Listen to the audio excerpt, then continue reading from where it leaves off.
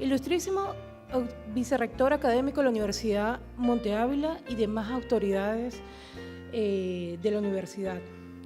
Doctor Alfredo Morles Hernández, decano de la Facultad de Ciencias Jurídicas y Políticas, doctor Eugenio Hernández Bretón, director de la Escuela de Derecho, profesor Carlos García, profesores, amigos y alumnos, sean todos bienvenidos a este ciclo de conferencias que la Facultad de Ciencias Jurídicas y Políticas está organizando en el marco conmemorativo de los 300 años del inicio de la enseñanza en Derecho en Venezuela.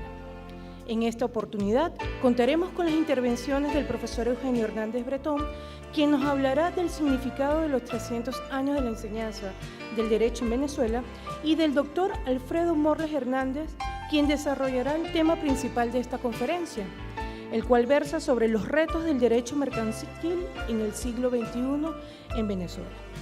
El programa, como verán, está constituido de 2 puntos.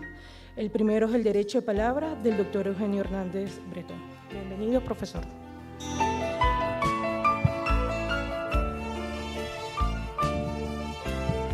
Buenos días a todos. Profesor Morles, bienvenido. Muchas gracias por aceptar nuestra invitación. Profesores, invitados, alumnos, buenos días a todos. Es para nosotros, en la Facultad de Ciencias Jurídicas y Políticas de nuestra universidad, un inmenso placer recibir hoy al profesor Alfredo Morles en la continuación de este ciclo de conferencias que se han enmarcado en la conmemoración de los 300 años del inicio de los estudios del derecho en nuestro país, en Venezuela. Y también, como un gesto de respeto y de saludo, también esta conferencia o este ciclo de conferencias se enmarcan en la conmemoración del centenario, del primer centenario de la fundación de la Academia de Ciencias Políticas y Sociales. Ambos son acontecimientos realmente significativos en la vida de nuestro país. Yo, sin embargo, en esta mañana me voy a referir por algunos minutos al primero de estas efemérides, a la cuestión de la conmemoración de los 300 años del inicio de los estudios del derecho en Venezuela y su significado para nosotros en esta época actual. Por supuesto que este acontecimiento puede verse desde una perspectiva puramente histórica, de lo cual ya hemos mencionado algo en alguna de las conferencias anteriores. Principalmente que fue un día 30 de agosto de 1715, cuando formalmente se dio inicio a estas lecciones aquí en Caracas.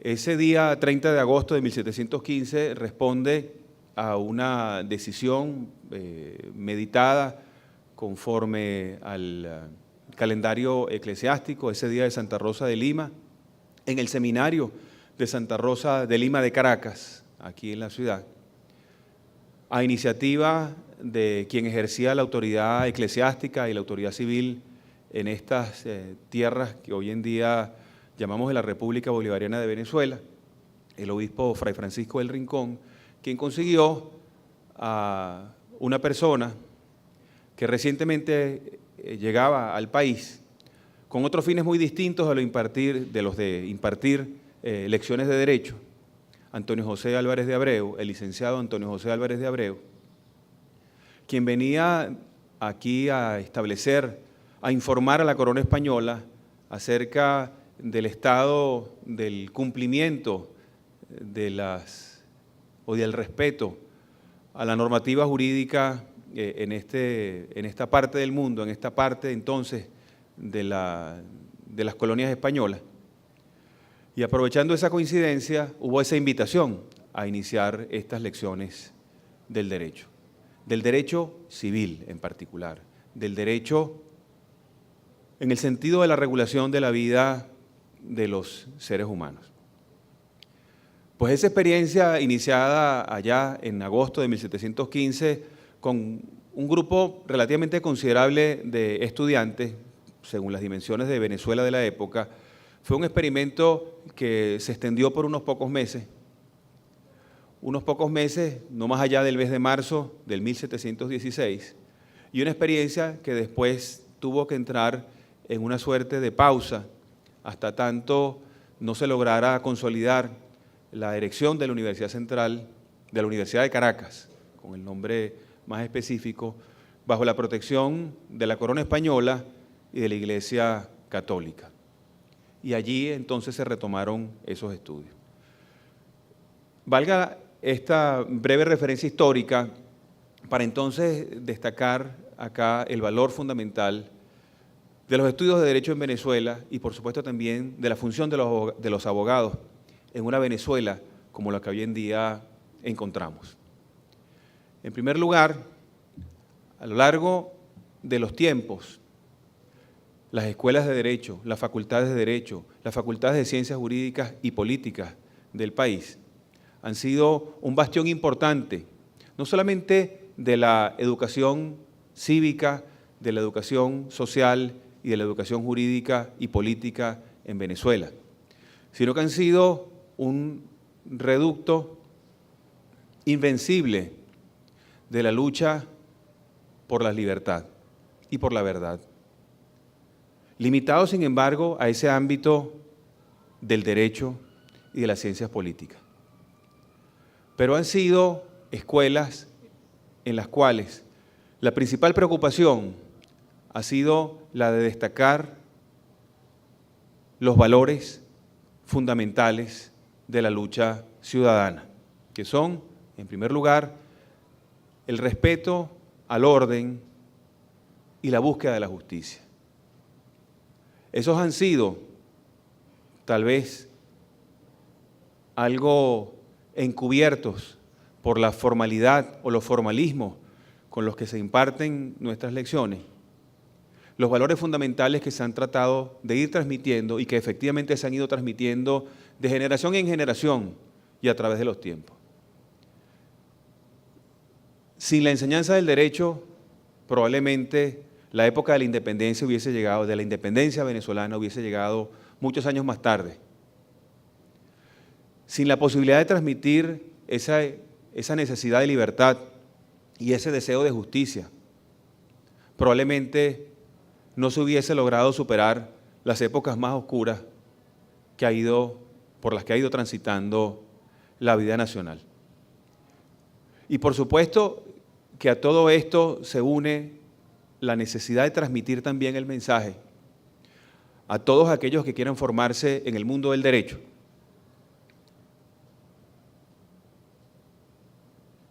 de otro valor indispensable para el ejercicio de la profesión y para el respeto de los valores que aquí se enseñan, que es la valentía que se le exige a todo abogado que tiene por tarea fundamental exigir el respeto al derecho, a la norma, en la búsqueda del orden social. Esa valentía y ese coraje que se le exige, ese ímpetu que se le exige al abogado, se le exige a la hora de exigir, de imponer el respeto al cumplimiento de las normas, en la búsqueda del orden, de la paz, de la tranquilidad, de la protección de la vida, de la integridad física, de la propiedad, de la libertad, de la justicia. Hablar de valentía no es una tarea sencilla, sobre todo cuando uno no se encuentra inmediatamente ante el momento que exige valentía, que exige esa demostración de ese coraje, de ese ímpetu en reclamar la satisfacción de lo que es propio, de esos derechos que son propios, que son inherentes a todo ser humano.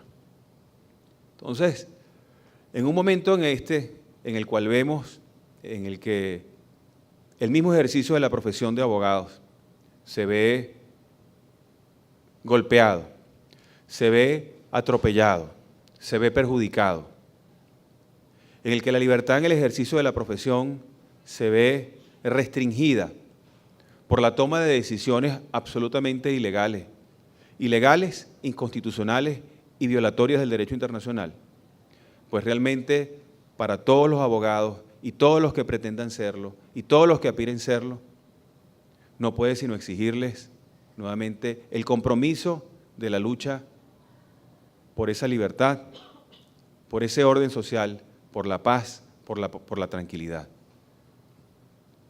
Con valor, con valores, con altos valores. Y eso es precisamente lo que a lo largo de 300 años se ha tratado de transmitir a todas las generaciones y en todos los tiempos, en nuestro país y en todos los países en los cuales se cree en la regla de derecho, en los cuales se cree en el orden establecido y en el orden protegido a través de las normas jurídicas, bajo el respeto y la protección de las instituciones, que deben cumplir esa función fundamental de garantizarles a todo lo que a cada uno le corresponde.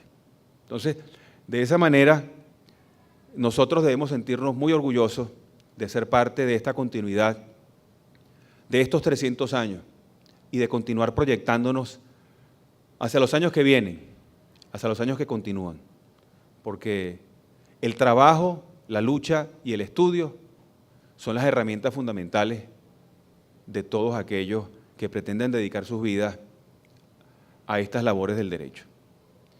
Y en ese sentido es que la Universidad Monte Ávila y su Facultad de Ciencias Jurídicas y Políticas quiere hacerle homenaje, testimonio de homenaje a estos 300 años, una época una conmemoración que tal vez en otros tiempos haya pasado algo desapercibida, pero que hoy más que nunca nosotros necesitamos rescatar.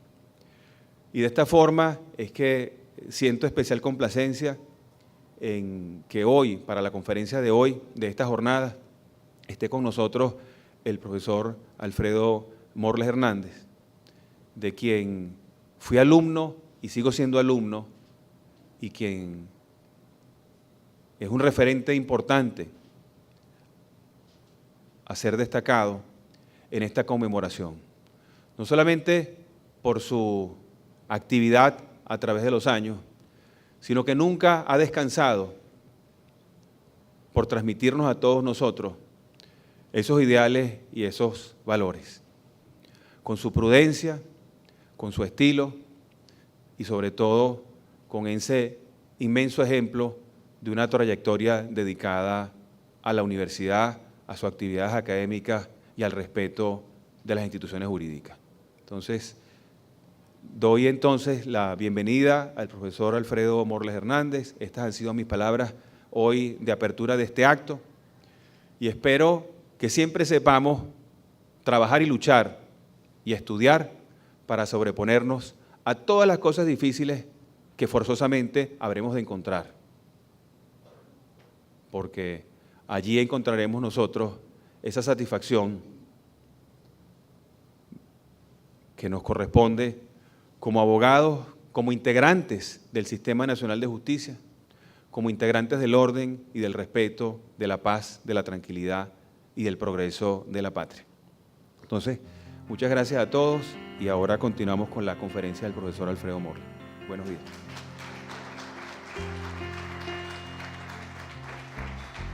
Agradecemos la intervención y las palabras del doctor Eugenio Hernández Bretón.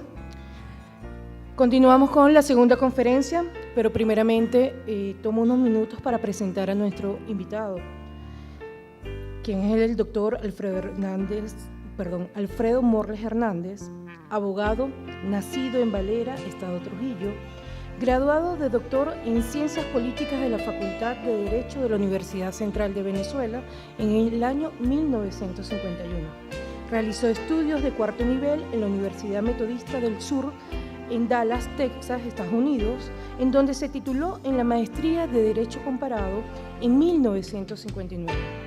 Este proceso formativo continuó en el Instituto de Ciencias Políticas de la Universidad de París, en donde tomó cursos de economía en los años 59 y 60. Desde 1972, el doctor Morles Hernández imparte clases de Derecho Mercantil en la Facultad de Derecho de la Universidad Católica Andrés Bello. El ejercicio docente lo ha llevado a dar clases en cursos de posgrado en la Facultad de Derecho de la Universidad de Miami, en la Universidad Católica Andrés Bello y en la Universidad Central de Venezuela. Es importante destacar que nuestro invitado del día de hoy ha sido decano de la Facultad de Derecho de la Universidad Católica Andrés Bello y fundador del Centro de Investigaciones Jurídicas en esa misma casa de estudio. El doctor Morles Hernández ha sido miembro y presidente de la Comisión de Reforma del Código de Comercio, coautor del anteproyecto de Ley General de Títulos Valores presentado al Congreso de la República por el ministro de Justicia en representación del Ejecutivo Nacional en 1984, coautor del anteproyecto de Ley General de Sociedades Mercantiles presentado al ministro de Justicia en 1988 y coautor del anteproyecto de Decreto de Ley de Registro Público y del Notariado del 13 de noviembre del 2001. En 1989, el doctor Morles Hernández fue electo individuo de número de la Academia de Ciencias Políticas y Sociales, en donde ocupa el sillón número 33. Fue además presidente de esa corporación durante el periodo 2005-2007. El doctor Morles Hernández es autor de varias obras jurídicas, entre las cuales destacan trabajos de incorporación a la Academia de Ciencias Políticas y Sociales sobre perfiles de derecho mercantil, régimen legal de las crisis bancarias, curso de derecho mercantil, régimen legal de mercado de capitales, mercado de instrumentos financieros e intermediación, derecho de seguros, la banca en el marco de la transición de sistemas económicos en Venezuela. Le damos con esta bienvenida al profesor, con estas palabras, la bienvenida al profesor Alfredo Morles Hernández, quien tratará a continuación los retos del derecho mercantil en el siglo XXI en Venezuela.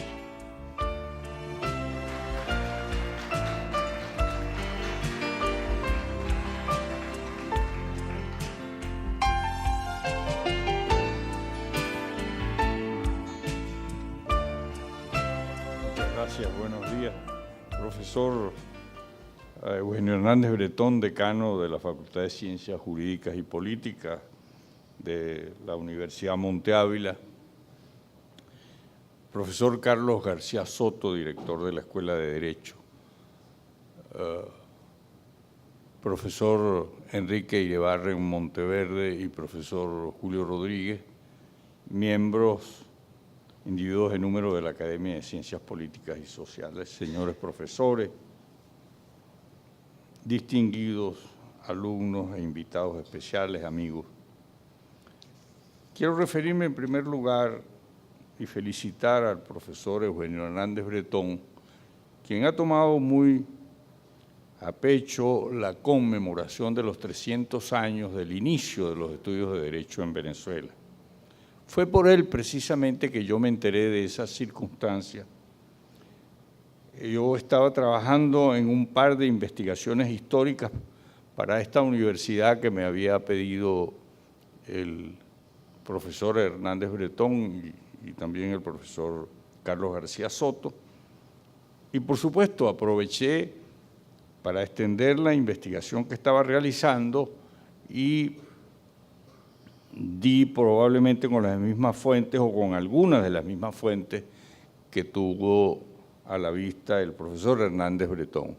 El acontecimiento de los estudios de Derecho en Venezuela, con la fundación de la cátedra de Instituta, como se le llamaba entonces, al derecho romano, porque se basaba fundamentalmente en la explicación de las instituciones de Justiniano, fue todo un acontecimiento solemne que se hizo en el entonces seminario, como lo dijo el profesor Hernández Bretón, de Santa Rosa de Lima. Ese fue el inicio de los estudios, fue un acto muy solemne, muy destacado, y se encuentra pues toda la información en documentos históricos que han sido preservados. A partir de ese momento, Venezuela ha acumulado una tradición de estudios jurídicos muy importante. Unos años después, en 1790, se acudió por iniciativa de la Real Audiencia de Caracas, que ya estaba establecido como máximo tribunal, Real Audiencia que venía a sustituir la jurisdicción de la Audiencia de Santo Domingo, que fue la primera que fue establecida por la corona española en América, y que esta audiencia de Caracas iba a tener no solamente la la condición de máximo tribunal, sino que iba a conducir una relación cívica de los ciudadanos venezolanos, la Real Audiencia junto con el Cabildo de Caracas, en donde se producen los acontecimientos del Jueves Santo del 19 de abril de 1810, junto con las otras instituciones coloniales, son núcleos alrededor de los cuales se forma la nacionalidad venezolana. Este es un acontecimiento que los historiadores pues, han puesto de relieve de manera prácticamente unánime. Tiene razón el profesor Hernández Bretón cuando habla que las universidades vienen a ser una especie de repositorio de herencias y de lealtades a esta tradición de respeto a la legalidad. La explicación que se hacía de las instituciones del derecho romano, junto con la explicación que se hacía también del derecho canónico, formaban parte del único plan de estudios universitarios de la época. Por ejemplo, el derecho español no se explicaba, cosa de lo más extraña. Los abogados salían como bachilleres en derecho civil, porque conocían las instituciones de Justiniano, pero no conocían, por ejemplo, las ordenanzas de Bilbao, derecho mercantil, porque no se les explicaba el derecho español, no se explicaban ni las 7 partidas, ni todo el conjunto legislativo del derecho de Castilla, que era el derecho que regía en Venezuela, en las provincias de ultramar, en las Indias Occidentales, que era como se llamaba entonces esta época. No fue sino en 1792 que se fundó la Cátedra de Derecho Español y Público para explicar no solamente ese derecho mercantil contenido en las ordenanzas de Bilbao, sino también para explicar el derecho procesal en otra cátedra que se llamaba Derecho Práctico, como entonces se le llamaba el derecho procesal. Lamentablemente los estudios históricos referidos a esa primera época de nuestro país son no muy abundantes y cada vez que una persona hace una investigación relacionada con una determinada disciplina del derecho, pues tiene que acudir a esas fuentes comunes. Yo le agradezco mucho también al profesor García Soto que me haya invitado, aunque voy a hacerle una recomendación, pero eso no va a ser sino al final, porque el título que él le puso a esta exposición es la de los retos del derecho mercantil en el siglo XXI, lo cual es un título provocador. Provocador, dice el diccionario de la Real Academia, quiere decir que provoca, incita, estimula o excita. Yo he interpretado esto que el tema no solamente debería ser planteado, aprovechando la indicación, el señalamiento que hace el decano Hernández Bretón de esta circunstancia que estamos viviendo. Esto debería ser planteado no solamente con respecto al derecho mercantil, sino con respecto al derecho en general. ¿Por qué? Porque Venezuela se encuentra en transición hacia el socialismo. Esto ya no es una creencia, esto ya no es una expresión que puede ser atribuida a disidentes del pensamiento oficial. No, esto ya es una cuestión que está contenida en documentos legales, entre ellos un documento esencial que se llama el Plan de la Patria, que es un plan de desarrollo nacional que fue presentado a la Asamblea Nacional y, por cierto, no fue aprobada como ley del Parlamento, sino fue aprobada por la vía de un acuerdo. La Asamblea Nacional dictó un acuerdo aprobando este plan y dijo que tenía carácter obligatorio. no veo cómo la Asamblea Nacional puede dictar una ley que no sea siguiendo las pautas constitucionales para la sanción de leyes y declarar que una declaración es una ley. Pero bueno, en todo caso, como el Plan de la Patria es una ley y declara expresamente que hay que construir el socialismo y destruir el capitalismo, pues eso significa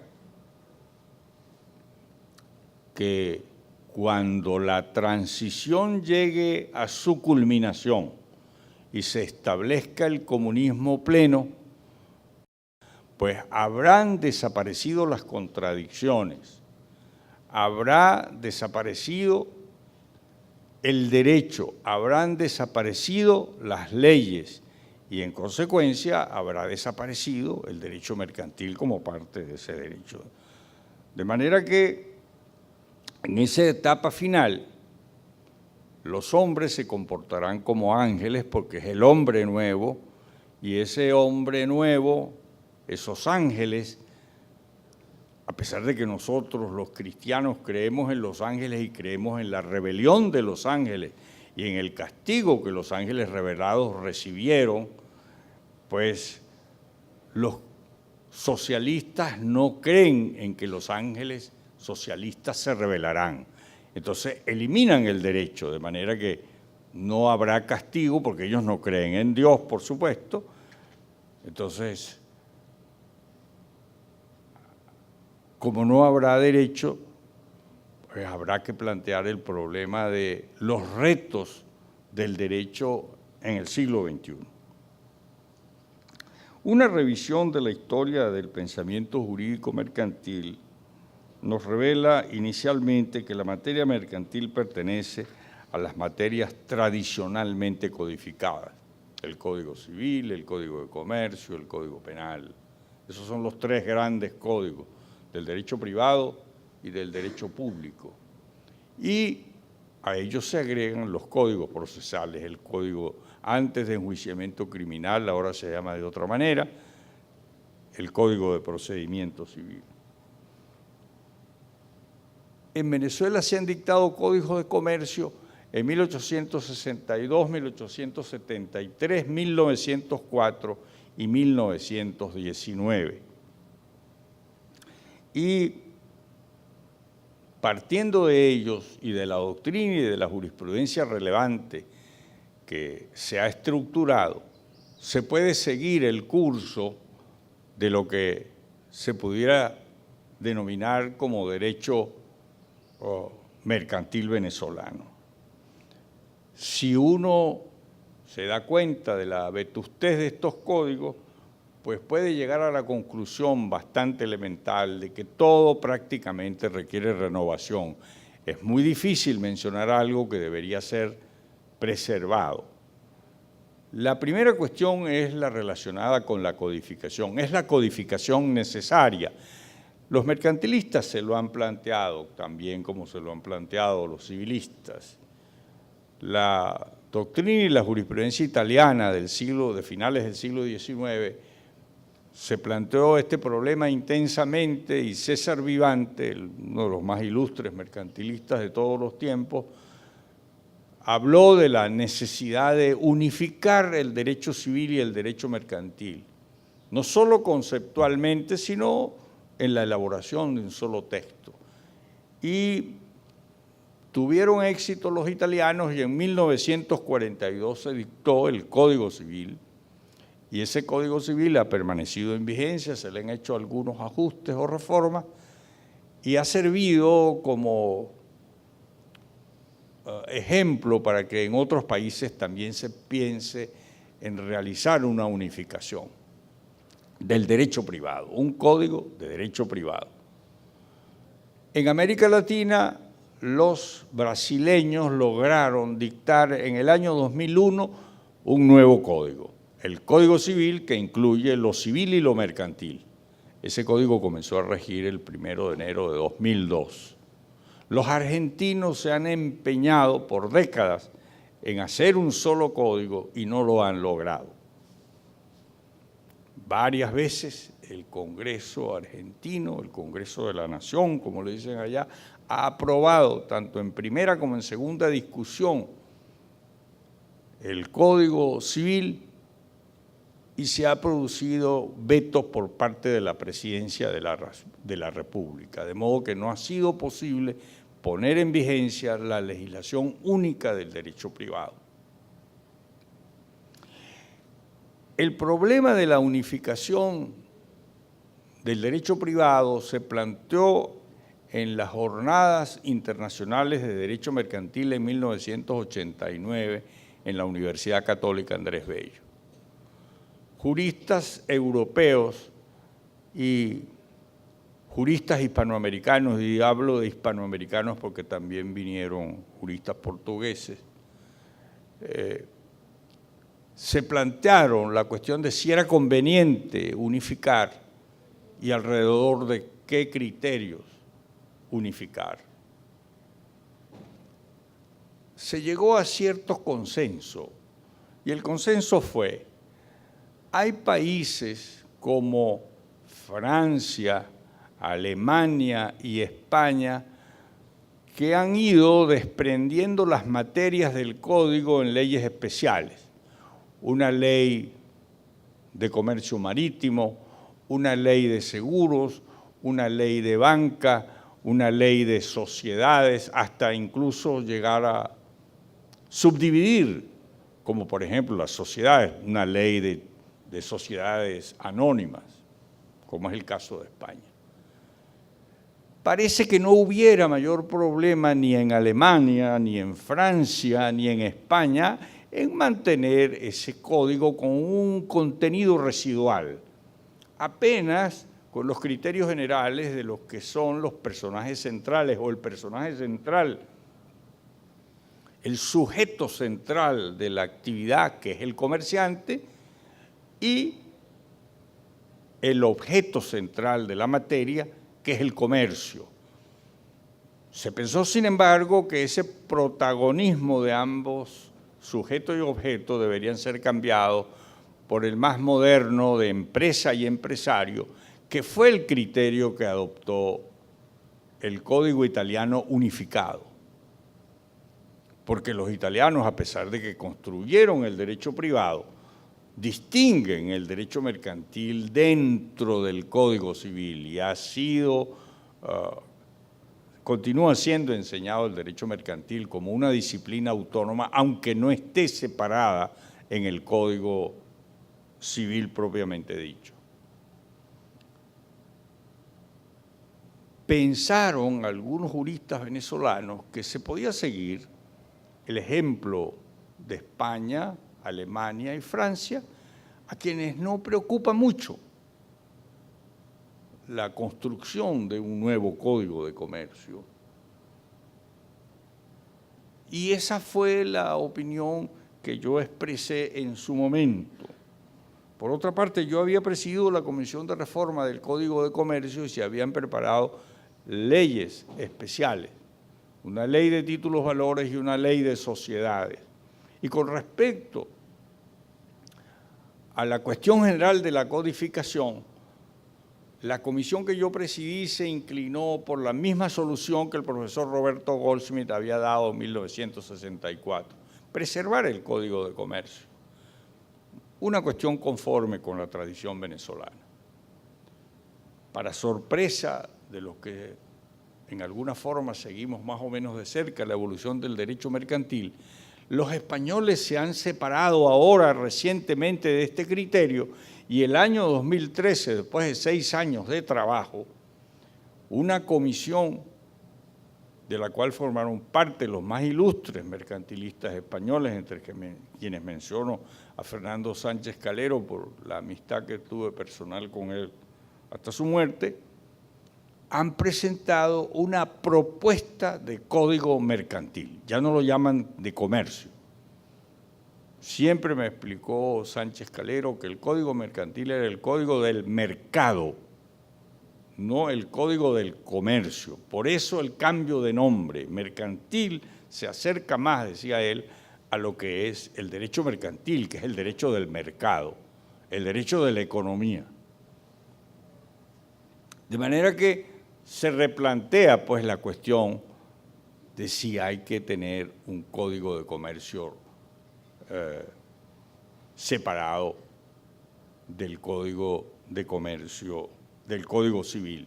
Los argentinos están tratando de unificar, los españoles, que no eran muy propicios a la unificación, a pesar de tener una gran relación intelectual y cultural con Italia, pues van ahora a tener un nuevo código de comercio si continúa este curso de acción.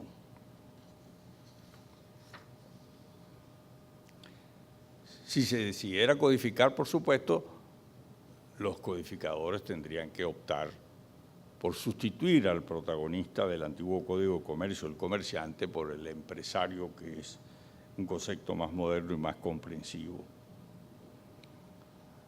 Otras materias parece que pudieran seguir siendo comprendidas en leyes especiales, como son las leyes de títulos, valores y sociedades, que han recibido atención de las distintas comisiones de reforma que han existido en Venezuela. La comisión presidida por Goldsmith, la presidida por René de Sola y la presidida por mí coincidieron en la elaboración tanto de leyes de títulos, valores como de leyes de sociedades. Esos proyectos, por cierto, están un poco abandonados. Los únicos de ellos publicados fueron los de Goldsmith en 1964, después de su muerte. Unas publicaciones oficiales del Ministerio de Justicia, que afortunadamente están en las principales bibliotecas jurídicas.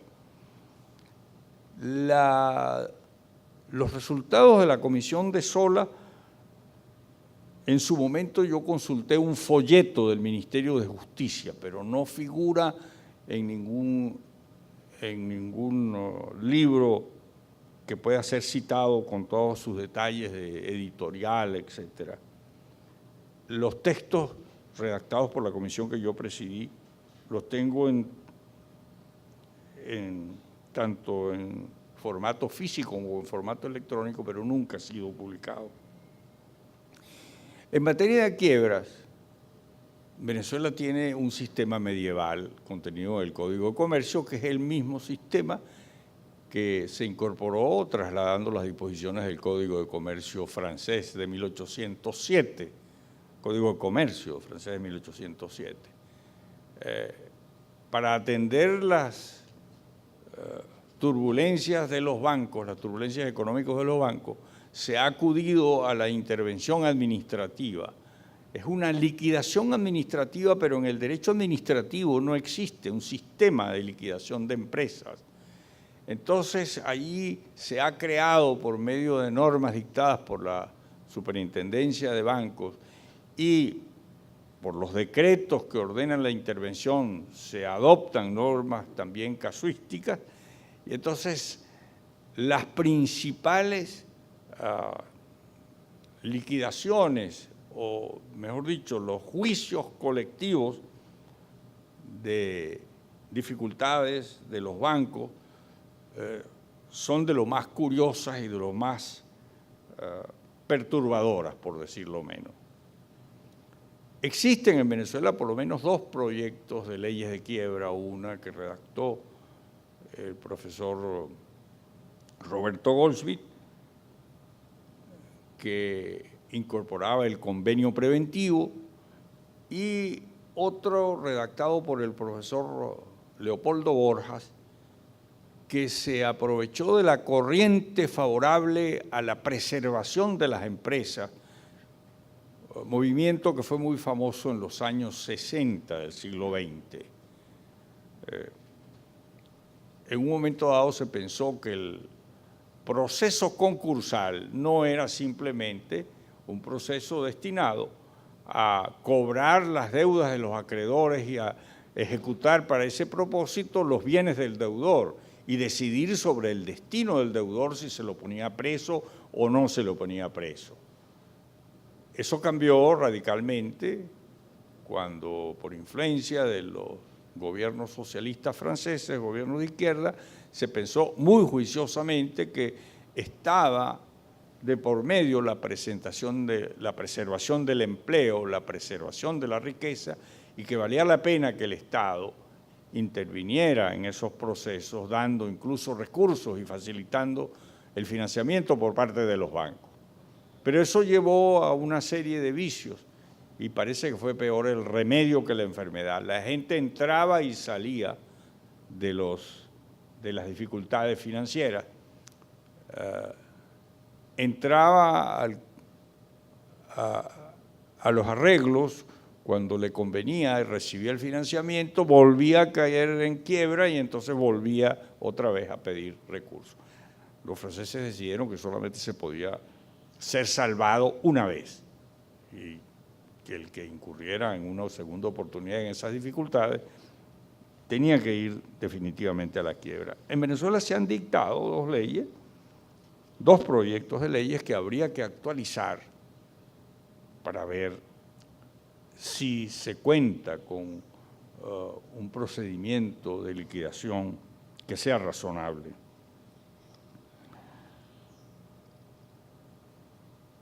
Hay materias sumamente importantes en la regulación de los bancos, los seguros y el mercado de valores. Pero estas materias también hay que separarlas de los códigos, aunque el código italiano y el código brasileño incluyen una regulación general de la materia financiera. El régimen de protección de los consumidores y usuarios es uno de los más importantes del régimen capitalista, del régimen de la economía de mercado.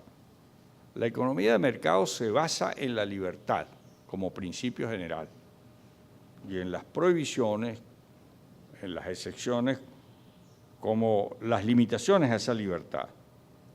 Pero para equilibrar la libertad de actuación en el mercado, es necesario preservar el derecho del consumidor a recibir bienes de calidad y el obtener una garantía de reparación de los daños que causen los productos, con prescindencia, por supuesto, de la culpa del fabricante o del intermediario.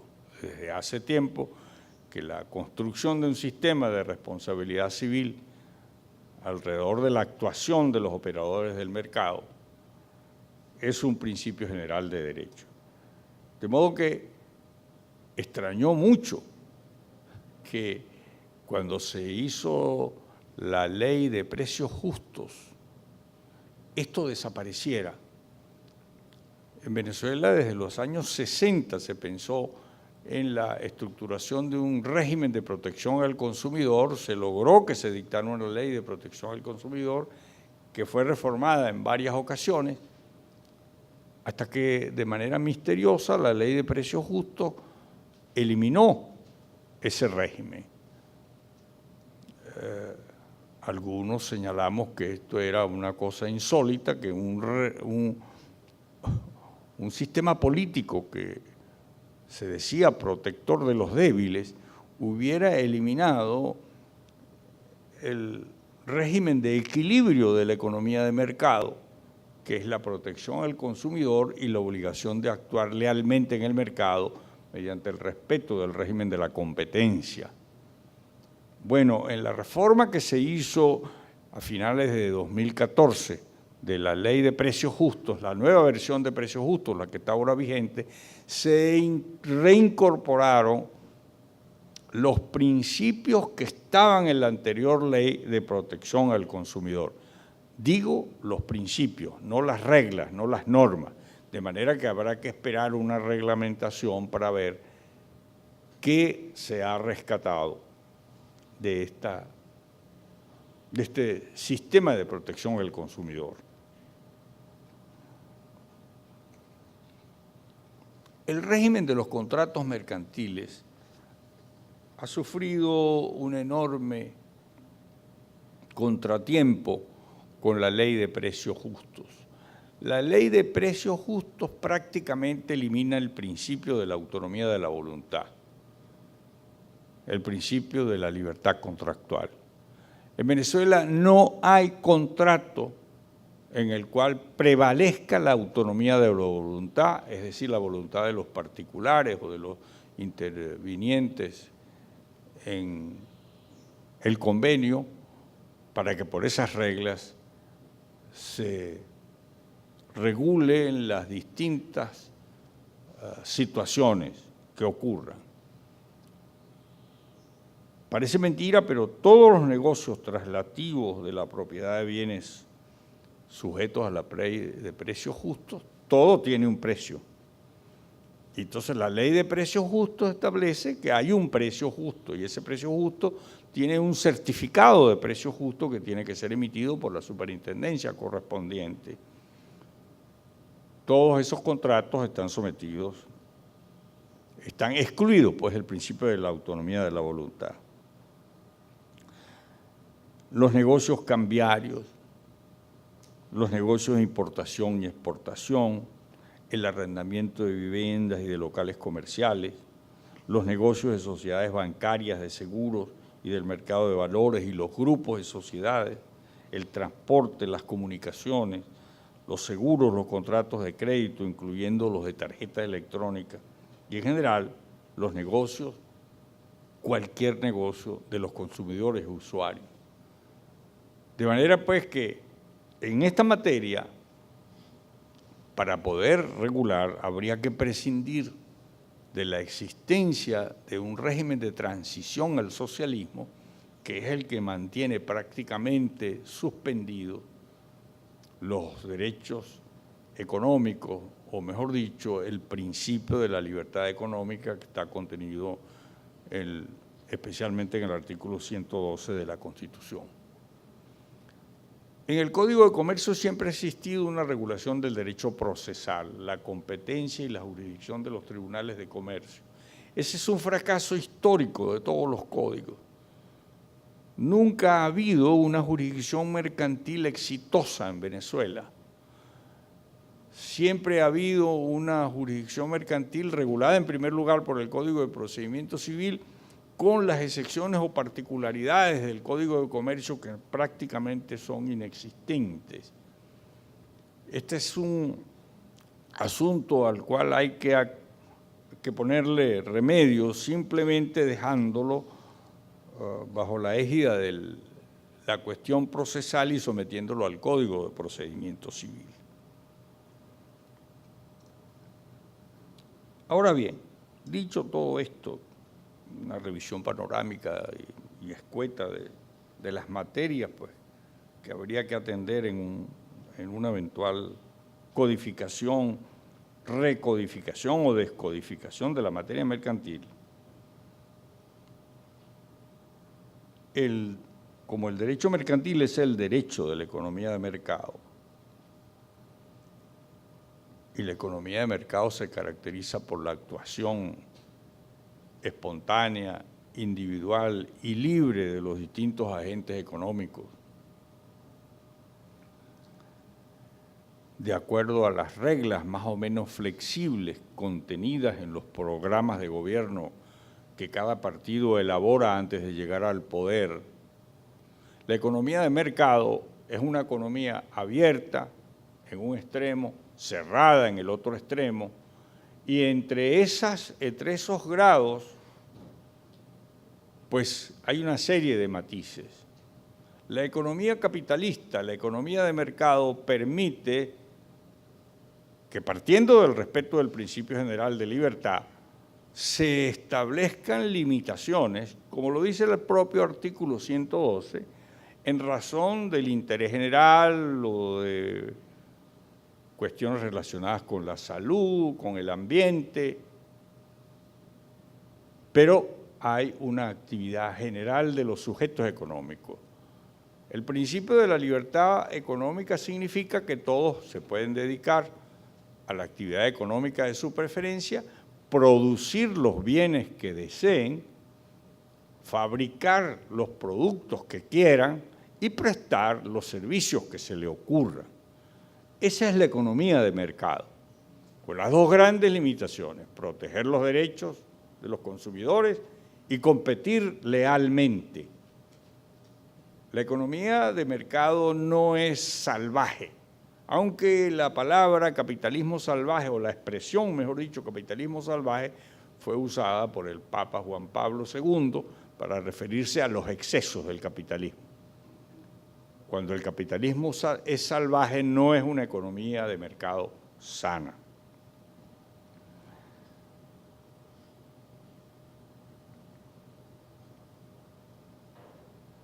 La economía de mercado es la economía que han utilizado los países democráticos, los que llamamos países democráticos del mundo occidental, los países europeos que tienen democracias parlamentarias, o los países como los Estados Unidos de América, que tienen una democracia presidencialista.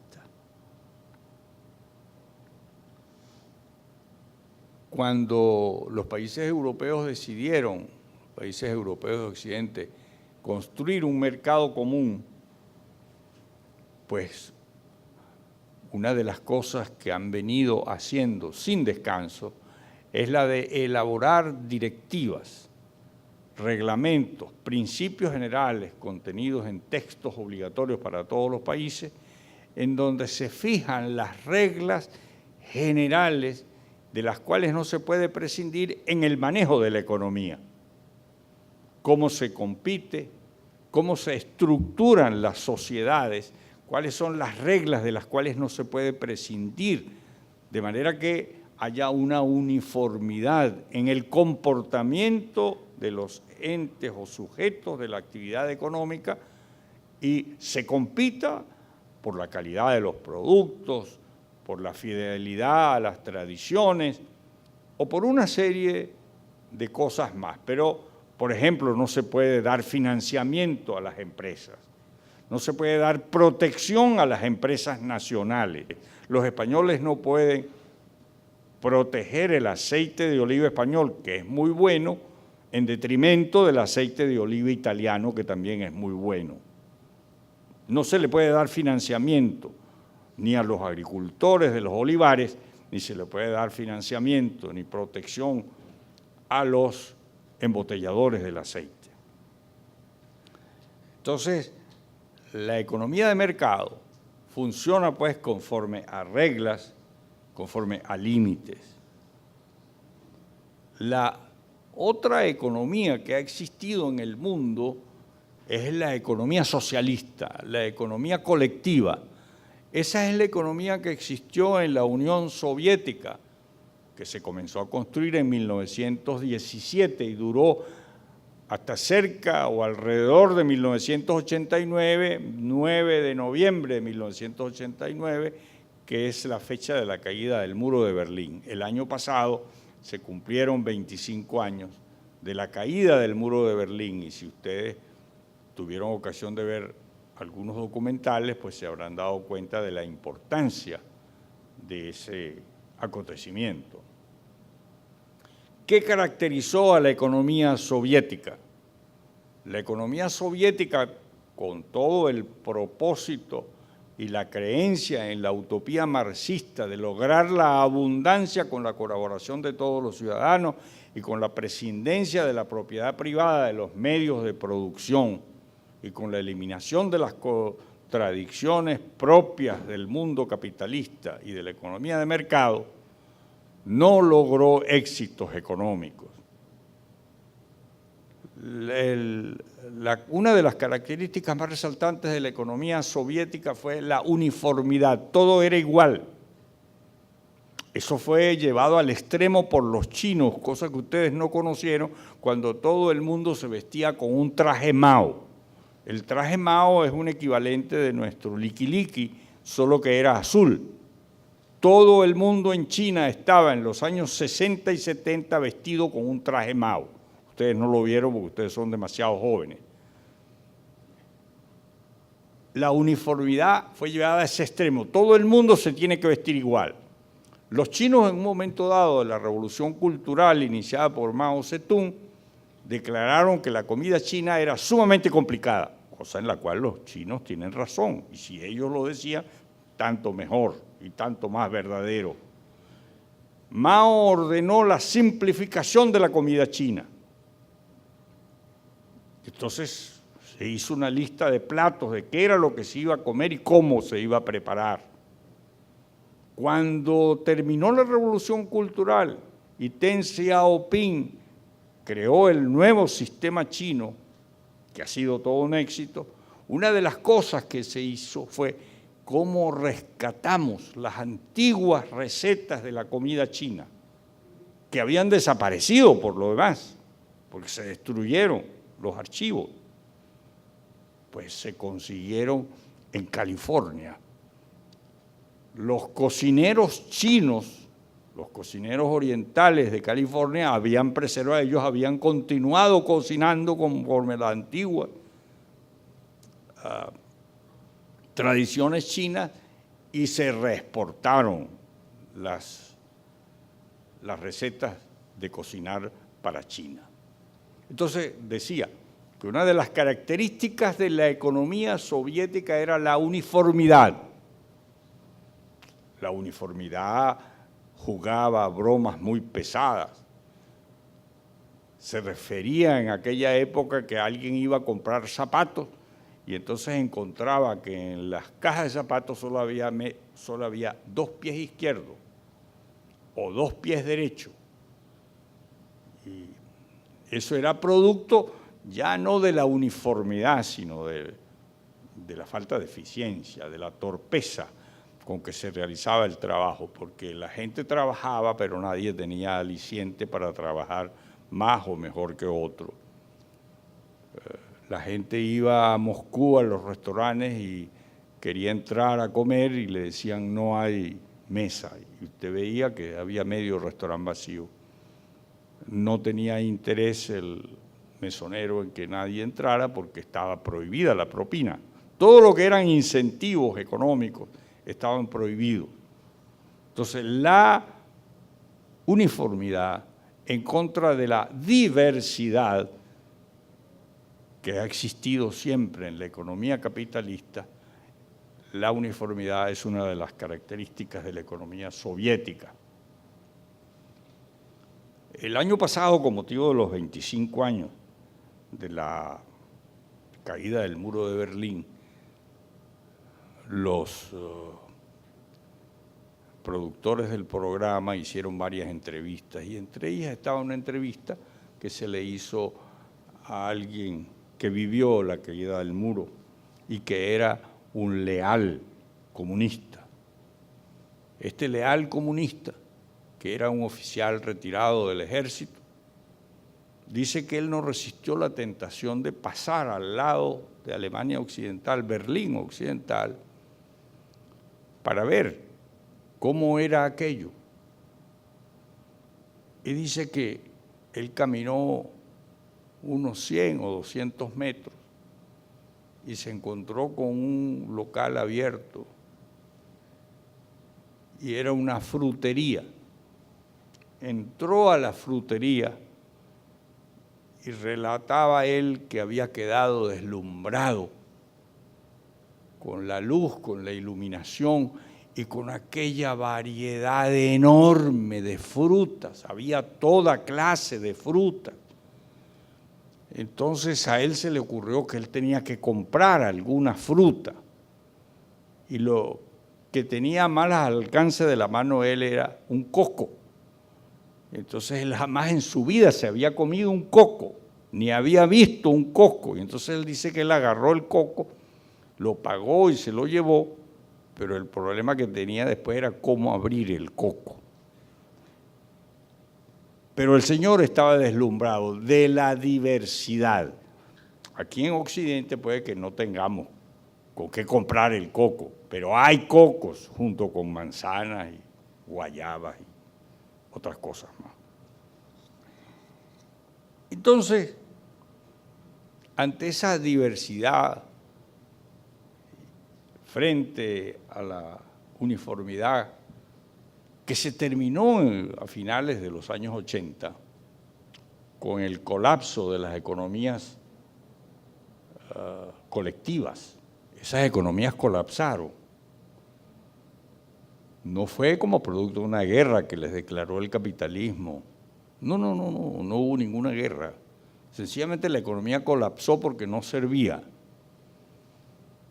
A propósito de que ante ese binomio de regímenes autoritarios con economía colectiva y régimen democrático, con todo lo defectuosa que sea su democracia, con economía capitalista, terminó con el triunfo de esta última, de la economía capitalista con democracia.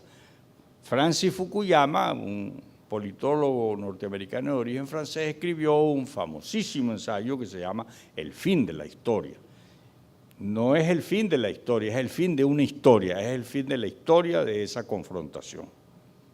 Nosotros ahora estamos en el proceso de transición hacia el socialismo.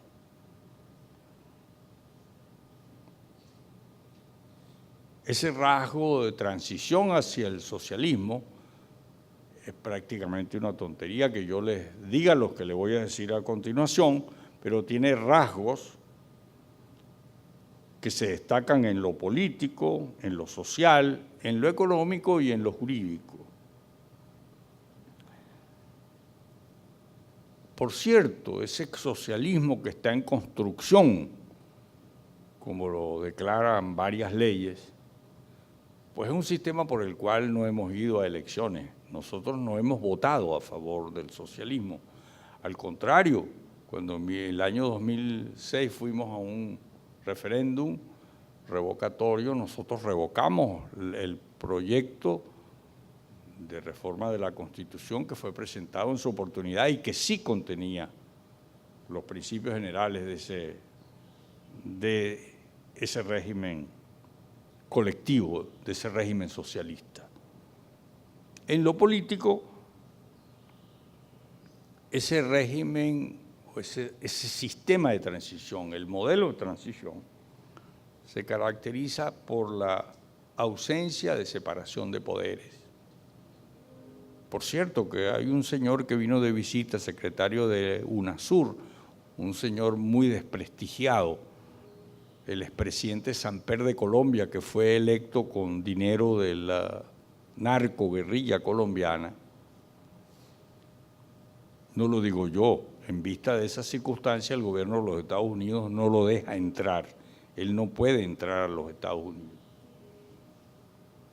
El señor Samper dijo que había corroborado en Venezuela la existencia de la separación de poderes. Entonces, ustedes le pueden creer a la realidad o al señor Samper que dice que hay separación. El jurista e historiador Rogelio Pérez Perdomo, en el discurso de incorporación que dio él como miembro de la Academia Nacional de la Historia, dijo que había en Chile un decano de Derecho a quien se recordaba mucho, pero de manera despectiva, que era el decano Meneses. El decano Meneses había propuesto, cuando fue decano de la Universidad de Chile, la eliminación del estudio del derecho constitucional. Y él refería, Pérez Perdomo, que en Venezuela la presidenta entonces del Tribunal Supremo de Justicia había propuesto que se eliminara la separación de poderes, porque la separación de poderes era un resabio burgués y era contraria a la construcción del ordenamiento, del orden jurídico socialista. Inmediatamente esa expresión, esa manifestación de esta presidenta encontró eco en Chávez, quien dijo que todo lo que fuera división era negativo, división de poderes, no separación. Pérez Perdomo dice que En el futuro se recordará la observación de la presidenta del Tribunal Supremo de Justicia venezolana, como se recuerda hoy en Chile, la propuesta de eliminación del estudio del derecho constitucional del decano Meneses. Otra característica en lo político de la transición al socialismo es el control absoluto del Poder Judicial, que se ha convertido en un partícipe, un copartícipe de la acción de gobierno. El Poder Judicial está controlado, pero el Poder Judicial no está secuestrado, no. Secuestrado es el que está contra su voluntad, sometido a una dominación de la cual no puede escapar. Voluntariamente, los magistrados del Tribunal Supremo de Justicia participan de la doctrina del socialismo bolivariano y han ido adaptando, especialmente en el ámbito de la Sala Constitucional, su pensamiento a las necesidades del sistema bolivariano o de la transición bolivariana. Así como lo hicieron los juristas del horror, como los llama Ingo Miller, para referirse a los juristas nazis, entre ellos hombres muy ilustres como Karl Arens, de quien aprendemos otras cosas distintas a la adhesión al nazismo. La politización de la inconstitucional de las Fuerzas Armadas es otra de las características en lo político de esta transición al socialismo. Vean la primera página del Universal de hoy, la manifestación del ministro de la Defensa.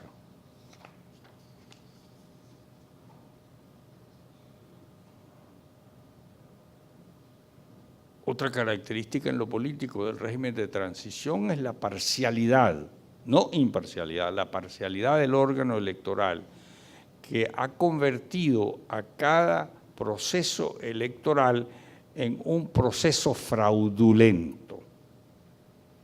Es fraudulento el proceso, no porque el día de la elección se cuenten mal los votos o se haga una trampa electrónica para poner más votos aquí y menos votos allá, cosa que también es posible que haya ocurrido u ocurra en el futuro. No, un proceso fraudulento porque el proceso comienza porque el Consejo Nacional Electoral, que es de la misma ideología, fija los plazos de las elecciones, fija la fecha de las elecciones y los plazos de las campañas de acuerdo con la conveniencia del partido en el poder. Permite toda clase de abusos de recursos y abusos de la utilización de los medios de comunicación al partido de gobierno y mira para otro lado cuando se le hacen denuncias respecto a esto. Permite la existencia de una ley que le da mayoría a quien tiene minoría de votos. Y se permiten otra serie de vicios, de manera que las elecciones venezolanas, solamente que ocurra que el 90% vote en contra,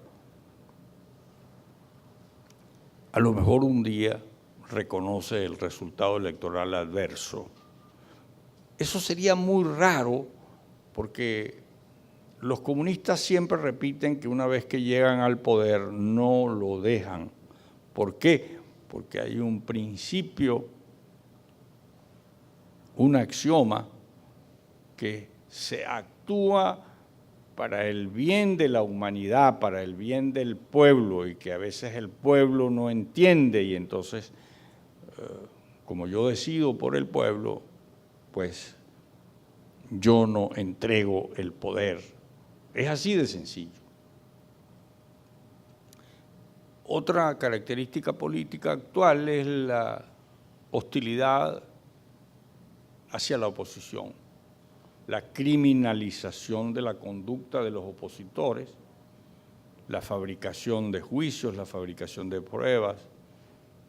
Una de las razones por las cuales una fiscal del Ministerio Público ha sido puesta en una lista oprobiosa por los Estados Unidos es precisamente porque fabricó pruebas, es decir, se han fabricado pruebas para incriminar a opositores. La hostilidad frente a las organizaciones de defensa de los derechos humanos, el retiro de Venezuela del sistema interamericano de derechos humanos es el ejemplo más palpable.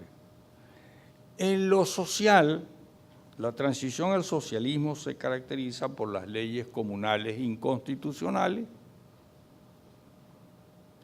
por el abuso de los medios públicos, por la corrupción de la lengua castellana, la corrupción de la lengua, que no estoy hablando de la corrupción que es otra cosa, es un fenómeno más amplio, por el lenguaje agresivo y procaz, el lenguaje sucio que utilizan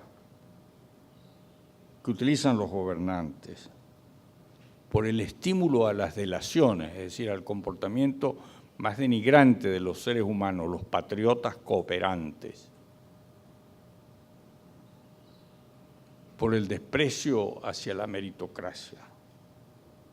En lo económico, la transición se caracteriza por el plan de la patria, por la intervención directa en la actividad económica, por el control total de esa actividad.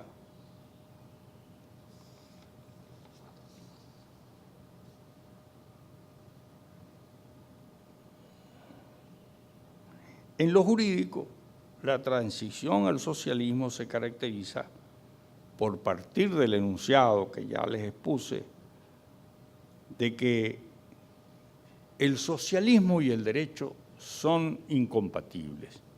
No lo digo yo, lo dicen los propios marxistas. Derecho y socialismo son incompatibles. El socialismo se construye en dos fases. Una primera es la fase de dictadura del proletariado. En esa fase se cumple el axioma de cada quien según sus capacidades, a cada quien según su trabajo. La segunda fase, cuando ya el comunismo está en su plenitud, en esa fase se realiza otro axioma, de cada quien según sus capacidades y a cada quien según sus necesidades. Ya no según su trabajo, sino según sus necesidades. ¿Por qué? Porque hay abundancia, no hay necesidad de medir lo que te doy a ti de acuerdo con lo que tú trabajas, porque esa es una etapa que ya se superó. Cuando se llega a la abundancia, entonces se te puede dar conforme a lo que tú necesites. La primera fase, dicen los marxistas, es una fase en la cual todavía hay conflictos y todavía el derecho es necesario.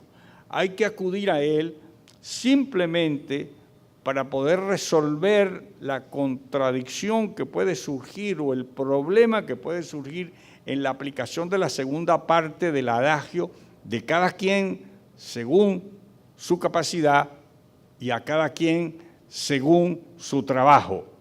Medir esa segunda parte del axioma, para eso se requiere el derecho. Eso hay que resolverlo conforme al derecho. Pero una vez que ya construimos el socialismo, ya desaparecieron las contradicciones, ya no hay sino una sola clase, ya no hay conflictos, ya no existe el Estado, tampoco es necesario el derecho, no existe el derecho. Por eso el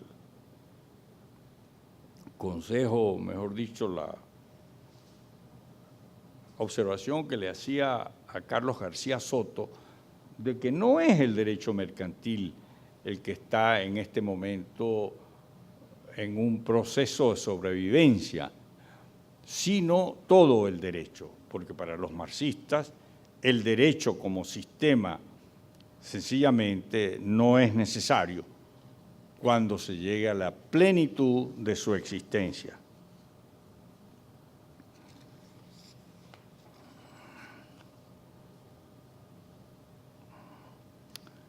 La historia, afortunadamente, no favorece la pretensión del socialismo del siglo XXI de lograr pasar de la primera fase de la dictadura del proletariado. Esa fase no la pudo culminar ni siquiera la Unión Soviética, no logró la abundancia, no logró una sociedad digna, una sociedad justa. El régimen soviético se caracterizó por la persecución, por la cárcel. Hubo famosos libros que hablaron del Gulag, de los traslados de millones de personas de un lugar a otro. Uno de los más famosos fue, por cierto, el de Ucrania. ¿Por qué se separa una parte de Ucrania y se hace rusa ahora? Bueno, porque eso fue el producto de trasladar 20 millones de rusos de un lugar a otro. Y el lugar de destino fue Ucrania. Entonces, en Ucrania existen lugares como Sebastopol, el puerto sobre el... no sé, en este momento no recuerdo, el Mar Negro,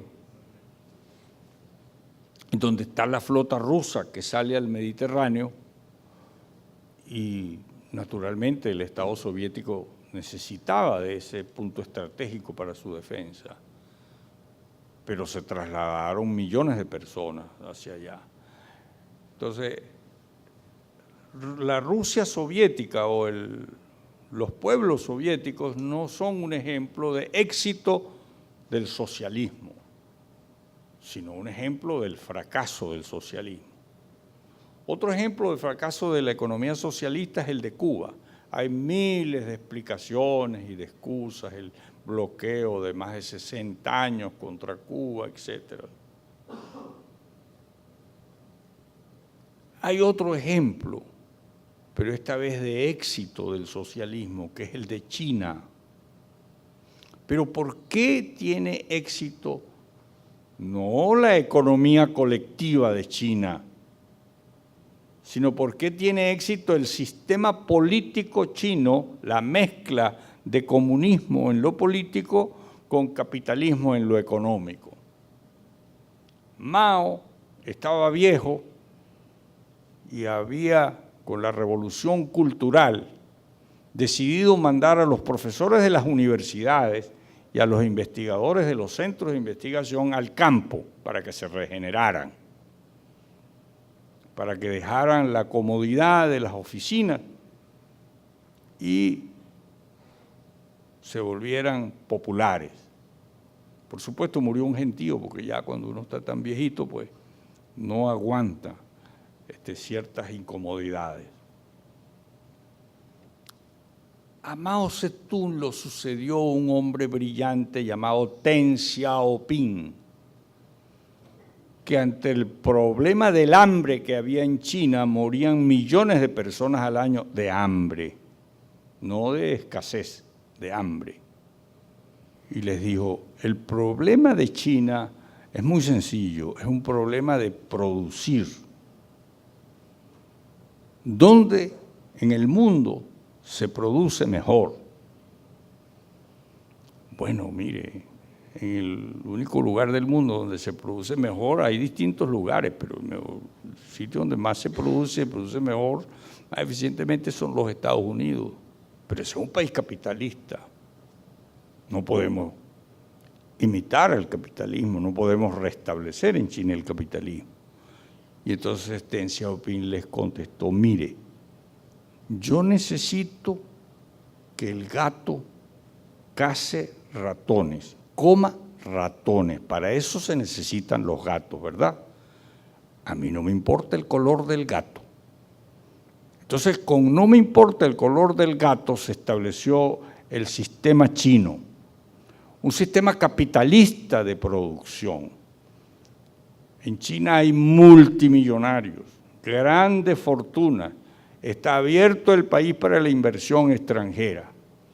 Lo único es que usted no puede emitir un pensamiento en contra del Partido Comunista. A usted no se le obliga a que se inscriba en el Partido Comunista. Entonces se ha logrado esa mezcla de lo más peculiar del éxito de China en el mundo, porque los chinos no solamente producen para ellos, sino como los norteamericanos que producen trigo para alimentarse ellos y alimentar a medio mundo, y todavía hay que almacenar más trigo porque no hay a quien venderle más trigo, se regala trigo. Hay fundaciones que se encargan exclusivamente de llevar trigo a los pobres en varias partes del mundo. Entonces Venezuela está en el proceso de construir el socialismo, pero no nos han dicho si vamos a utilizar el sistema de Deng Xiaoping, de mezclar el capitalismo con el comunismo, sino que los síntomas que se dan es la de la construcción de una economía colectiva. Para eso las comunas. Ahora, habría que hacer un estudio, aunque fuera preliminar o superficial, del éxito de las comunas. Pero por lo pronto lo que se sabe es que en la confrontación entre economía socialista y democracia por un lado, economía colectiva y regímenes totalitarios por el otro, el triunfo no está del lado que favorece al orden económico socialista que pretende implantarse en Venezuela. Churchill decía que si uno no es comunista cuando tiene 18 años, no tiene corazón, pero que si uno es comunista a los 30 años, no tiene cabeza. Bobbio, que es un gran filósofo del derecho italiano, decía que la corrupción es inherente a la democracia. Y uno queda un poco decepcionado después de la lectura de esa afirmación de Norberto Bobbio, pero uno se queda pensando y al final llega a la conclusión de que Bobbio tiene razón. La democracia es una construcción de los seres humanos somos imperfectos. Somos imperfectos y lo importante es que el sistema dé la oportunidad para las correcciones. El dogmatismo en materias que no son religiosas es dañino, es perjudicial. Entonces, estamos construyendo, mejor dicho, está tratando alguien de construir en Venezuela un sistema dogmático, un sistema difícil de sostener. Por lo pronto, en el área que nos interesa, que es en el área del derecho mercantil, pues sabemos que el derecho mercantil está destinado a la desaparición en un orden colectivo, en un orden de orientación marxista. El Código de Comercio, junto con el derecho en general, se preservará si se preserva un sistema de economía de mercado con democracia. Muchas gracias.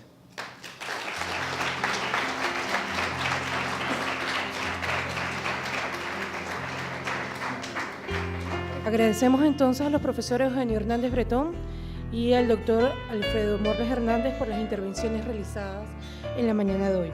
Agradecemos a los presentes por su asistencia y apoyo en esta actividad y damos por concluida esta conferencia. Muchas gracias.